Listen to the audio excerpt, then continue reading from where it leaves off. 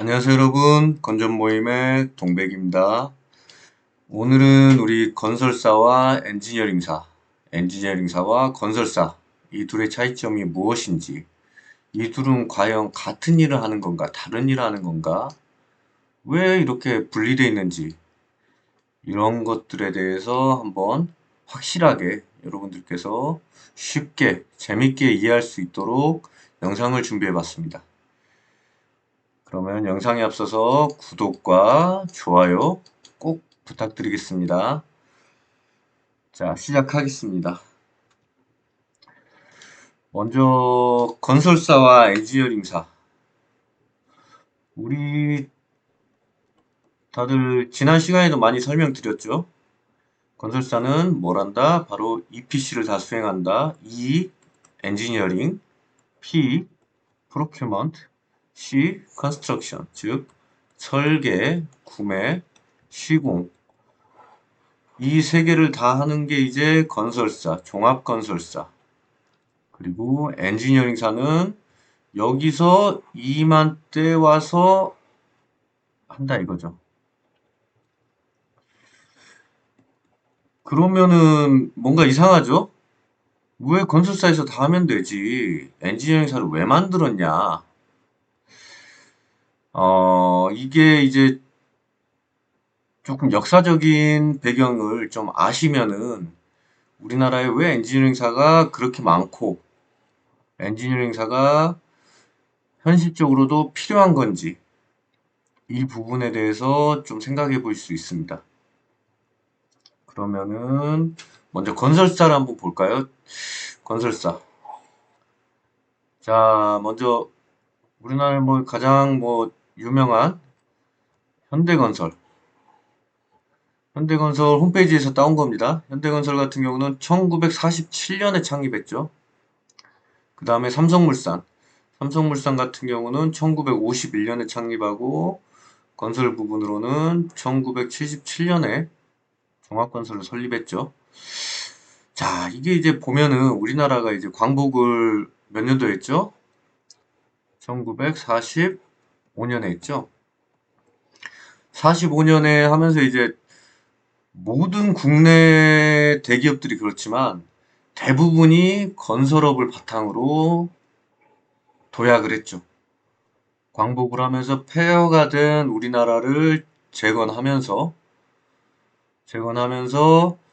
아파트도 짓고 다리도 만들고, 그때 당시에는 이제 인프라 설비 다리라든지 도로라든지 인프라가 이제 주 메인 디시였죠. 이제 건설사들의 이런 거를 하다 보니 건설사들이 급속하게 성장을 했고, 건설사들이 이제 우후죽순 생기면서 이어서 엔지니어링사가 이제 설립이 됩니다. 그때 당시만 해도 인프라 사업이 이제 주가 되었기 때문에, 자, 우리나라 굴지의 동아엔지니어링 주력 산업이 토목이죠. 즉 인프라 도로라든지 수처리, 다리 이런 쪽이죠. 이제 동아엔지니어링도 이제 이때 창립을 하고, 또 이제 여기 유신 특수설계, 유신 같은 경우는 이제 비행장 이런 걸로 시작을 했나 보네요. 저도 정확히 모르겠지만 유신도 이제 60년대. 그 다음에 국제산업기술대 어딘지 아세요, 여러분? 그 이름 유명한 한종 엔지니어링 아니고 종합기술. 자, 이런 이제 인프라 관련된 주 엔지니어링 회사들이 설립이 됩니다. 왜냐? 이 건설사들이 주로 이제 시공에 초점이 맞춰져 있었죠, 시공에. 사실 이때 당시만 해도 EPC의 개념보다는 PC만 이제 주로 강조돼서 시공사에서 실행을 한 거죠. 그러다 보니 설계 능력이 떨어지고, 이 설계 능력을 자체에서 뽑자니 인원은 너무 거대해지고, 또 그럴 만한 인력은 없고, 그래서 이만 좀 이렇게 용역을 주는데, 이런 회사들이 도화라든지 유신이라든지 이런 회사들이 이제 설립이 되기 시작한 거죠. 우리는 엔지니어링만 집중적으로 하겠다. 그래서 이 회사들은 아직도 엔지니어링 위주로 엄청나게 성장을 하는 회사죠. 국내 굴지의 회사들이죠. 그런데 이제 문제가 뭐냐? 문제가 이제 플랜트 쪽입니다. 플랜트. 플랜트 쪽 같은 경우는 이런 뭐 토목 쪽이나 인프라 쪽은 어떻게 일제강점기 시대에도 뭐 보급해온 기술들이 있고 그러다 보니 어찌어찌 해서 이렇게 엔지니어링 국내 기술력으로도 많이 커버가 됐는데 플랜트 쪽이 문제였습니다. 이제 공장을 짓고 당시에 이제 60년대 초에 제철소 설계부터 해가지고 우리 포항제철소라든지 박정희 정권이 들어서면서 제철소 먼저 지었죠. 제철소라든지 여러 화학공장이라든지 이런 게 짓기 시작했는데 이때 문제가 뭐냐? 이때 문제가 전부 다 모든 설계를 미국에서 수행을 했죠, 대부분. 우리 그 이름 유명한 벡텔이라든지 뭐 여러 회사에서 거의 뭐 독과점을 했죠. 왜냐면 우리는 이제 친미였고 당시에 이제 독립한 후에 친미였고 설계 능력은 없고 그러다 보니 전부 다 이제 미국 회사들이 주도해서 설계를 우리한테 우리가 이제 용역을 주는데 오히려 가불이 바뀌는 거죠. 얘들이 안 해주면은 우리는 공장을 못 지어. 공장을 못 지어. 심각한 상황이죠. 그리고 금액도 너무 비싸. 이런 문제가 이제 발생하다 보니 안 되겠다. 그때 박정희 정권에서 안 되겠다. 우리도 이제 공장을 짓는데 이제 경제개발계획 박정희 정권 때 경제개발계획을 실행을 했었죠. 경제개발계획을 실행하면서 이때 당시부터 이제 중공업과 중화학을 좀 육성을 하기 시작했죠. 이러면서 엔지니어링사들이 설립이 된 겁니다. 플랜트 쪽에 관해서 이제. 그래서 나온 회사들이 바로 이제 당시에 이제 이때 60년대, 50년대 지어진 토목 기반의 엔지니어링사들 말고 이제 플랜트 기반의 엔지니어링사들이 바로 우리가 그 이름 유명한 3대 엔지니어링사라 그랬죠. 옛날에는 3대 엔지니어링사. 바로 저기 뭐야 여기가 이제 삼성 엔지니어링 같은 경우는 이제 국내 코리아 엔지니어링 기반으로 설립된 회사고 그 다음에 이제 현대엔지니어링 74년도에 그 다음에 76년도에 대우엔지니어링 그 외에도 뭐 LG엔지니어링이라든지 뭐 코오롱엔지니어링 등이 있었는데 IMF 시기쯤에 일찍이 합병을 했죠. 대림엔지니어링도 있었고 일찍이 합병을 했죠. 얘들은 그 다음에 이제 이런 3대 엔지니어링사가 이제 주로 이제 최근까지 남아 있어서 명맥을 유지했었는데 대우 엔지니어링 같은 경우는 포스코 엔지니어링 변경되면서 포스코 건설에 합병이 됐죠. 어쨌든 제가 말씀드리고 싶은 거는 이 플랜트 쪽 엔지니어링 사업이 이 박정희 정부의 경제개발 5개년 계획, 2차 5개년 계획부터 해서 이때부터 정부 주도하에 엔지니어링 산업이 육성이 된 거죠. 그런데 이제 문제가 뭐냐? 이게 이제 설계 능력을 이렇게 미국 쪽에 조금 영역을 주면서 조금씩 같이 국내와 합작으로 하다 보니까는 성장이 좀 안 되는 겁니다. 근데 기술력은 점점 확보가 되고 있는 상태인데, 그래서 아예 국내에서 81년도부터 기술용역 육성법을 제정을 해버렸어요. 이게 뭐냐? 이게 뭐 되게 긴데 요지는 국내 용역, 국내 설계 용역 같은 경우는 국내 업체만 할 수 있다. 이것을 이제 81년도에 제정을 합니다. 그래서 이 81년도부터 급격하게 엔지니어링 사업이 성장을 하게 되는 거죠. 그래서 가만히 보면은 여러분들 조금 역사 있는 우리 이렇게 뭐 대엔이나 현엔이나 삼엔이나 뭐 도화나 이런 굴지의 기업도 말고 약간 이제 좀 중견이라든지 이런 규모의 회사들 보면은 대부분이 역사가 좀 깊다 싶으면은 81년도 이후에 나온 엔지니어링 회사들이 굉장히 많습니다. 이때 기술 영역 육성법으로 이제 미국이 더 이상 관여하지 못하게 되고, 물론 관여할 수 있었습니다. 이제 주로 이제 우리 기술력이 안 되는, 우리가 설계하지 못하는 부분에 대해서는 대통령령으로, 대통령이 인가해주는 업체에서, 설계 관련해서는 미국 해외 업체가 설계를 할 수 있었습니다. 여전히. 그렇지만 대부분의 이제 화학 공장이라든지 국내 기술 영역은 우리나라가 할 수 있었기 때문에 이 법이 제정된 이후 81년도 이후로 많은 회사들이 우후죽순 생기게 된 거죠.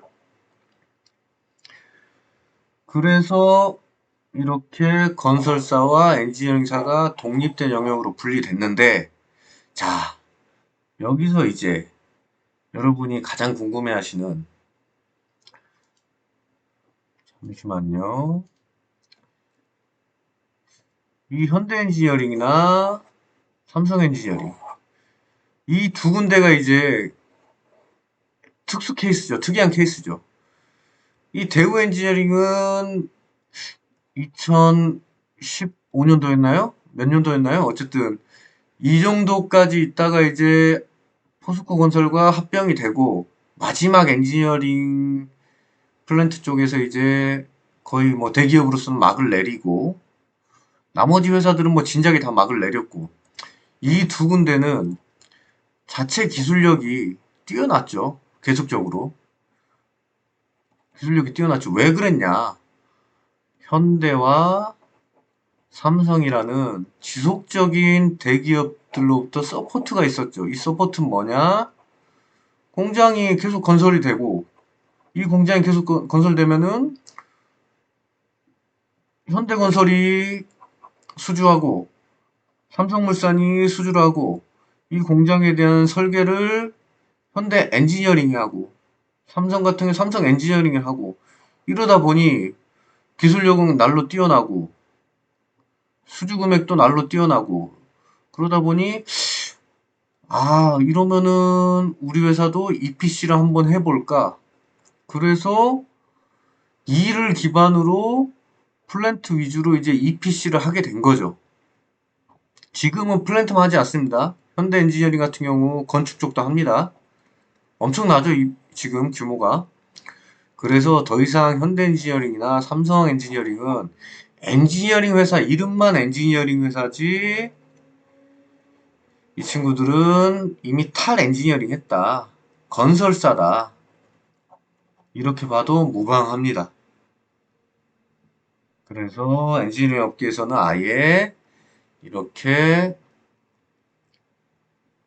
아예 엔지니어링 업계 수주 현황인데 아예 현대 엔지니어링이나 삼성 엔지니어링은 아예 빼버렸죠. 이 친구들은 아예 그냥 니들은 이쪽에 가라. 근데 규모가 너무 크다. 너희는 이제 더 이상 엔지니어링 회사가 아니다. 도급 순위로만 이제 보고 엔지니어링 업계에서는 아예 분리를 하죠. 이제 엔지니어링 업계에서는 이거 순수 엔지니어링